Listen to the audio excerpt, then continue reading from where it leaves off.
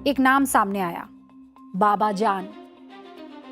बाबा जान ने बेघर 457 परिवारों की लिस्ट बनाई, सरकार से मुआवजे की मांग की, लेकिन 25 परिवारों को मदद नहीं मिली। बाबा जान ने उनके हक के लिए फिर से प्रदर्शन किया। उसके बाद सरकार ने प्रदर्शनकारियों को क्या दिया जानते हैं? गोली। कई लोगों की मौत हो गई और बाबा जान को गिरफ्तार कर लिया गया। उन पर आतंकवाद रोधी कानून के तहत केस दर्ज हुआ। करीब 9 साल जेल में रहने के बाद 2020 में उन्हें रिहा किया गया, लेकिन वहां के लोगों को हक अभी भी नहीं मिला है। अब आपको बताती हूं, जो असल पाकिस्तान है उसमें पीओजे और वहां के लोगों को कितने अधिकार मिले हुए हैं, कैसे उनका दमन हो रहा है। 2024 में कश्मीरी कवि और पत्रकार अहमद फरहाद शाह अचानक लापता हो गए। 2 हफ्ते बाद पता चला पाकिस्तानी पुलिस ने फरहाद शाह को हिरासत में ले लिया है। इस्लामाबाद हाईकोर्ट पहुंचा मामला। सुनवाई के दौरान पाकिस्तान सरकार के अतिरिक्त अटॉर्नी जनरल की ओर से अदालत में कहा गया कि पीओके पाकिस्तान के अधिकार क्षेत्र में नहीं आता, इसीलिए उन्हें इस्लामाबाद हाईकोर्ट में पेश नहीं किया जा सकता। जज मोहसिन अख्तर कयानी ने सरकार से पूछा, पीओके पाकिस्तान का हिस्सा नहीं है तो पाकिस्तानी सेना और रेंजर्स वहां किस अधिकार से तैनात है, वहां कैसे पहुंचे? जज मोहसिन अख्तर कयानी ने पाकिस्तान की खुफिया एजेंसियों की आलोचना की और कहा, लोगों को जबरदस्ती उठाकर गायब करने की हरकतें लगातार जारी है। यह गंभीर फिक्र की बात है। जब पीओजेके के लोगों पर पाकिस्तान की ज्यादती के इतिहास का एक और पन्ना आपके सामने आएगा तो आप हैरान हो जाएंगे।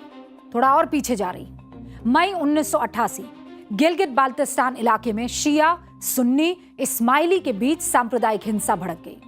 पाक सेना के समर्थन वाले हथियारबंद लोगों ने शिया बहुल गांवों पर हमला कर दिया। नरसंहार में करीब 800 लोगों की जान चली गई। हेरल्ड मैगजीन में यह दावा किया गया कि यह अभियान पाकिस्तान सेना के सहयोग से चला और उस समय राष्ट्रपति मोहम्मद जियाउल हक की निगरानी में हुआ। 3 वाकये बताते हैं कि पीओजेके में वहां की आवाम को किस तरीके से परेशान किया जाता है, लेकिन सन्नाटा ऐसा कि वो भी अब शोर मचा रहा है। अब पीओजेके के लोग सीधे तौर पर ये मांग कर रहे हैं कि हमें भारत का अब अभिन्न अंग बना दीजिए। भारत सरकार अब हस्तक्षेप करके हमें हमारा हक लौटा दे। We want India. और अब तो बहुत से ऐसे एस्ट्रोलॉजर्स हैं जो ये कहने लगे हैं कि वो दिन अब दूर नहीं। तो सोचा है कभी, आपकी एक छोटी सी आदत सिर्फ आपका नहीं पूरे देश का भविष्य बदल सकती है।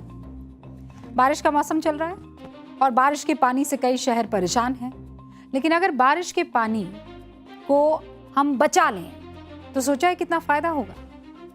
मान लेते हैं कि एक बाल्टी की कैपेसिटी 20 लीटर है, तो एक दिन में आप बारिश के पानी की 2 बाल्टी यानी 40 लीटर पानी जमा कर लें। अगर 1 महीने आपने यही किया तो ये बचत कितनी हो जाएगी? 1200 लीटर। भारत में मॉनसून जून से सितंबर तक का होता है, 3 महीने, कुल 3600 लीटर पानी आप बचा लेंगे। इतने पानी का अगर आप इस्तेमाल करें, उसे स्टोर भी कर लें, तो इस पानी का बहुत बहुत फायदा हो सकता है। अच्छे से छाना हुआ बारिश का पानी प्राकृतिक रूप से बढ़िया होता है। इससे कपड़े भी धुल सकते हैं। बारिश के पानी में सोडियम पोटेशियम भी होता है जो साबुन को आसानी से घोल लेता है और कपड़ों की गंदगी को बेहतर तरीके से साफ कर लेता है।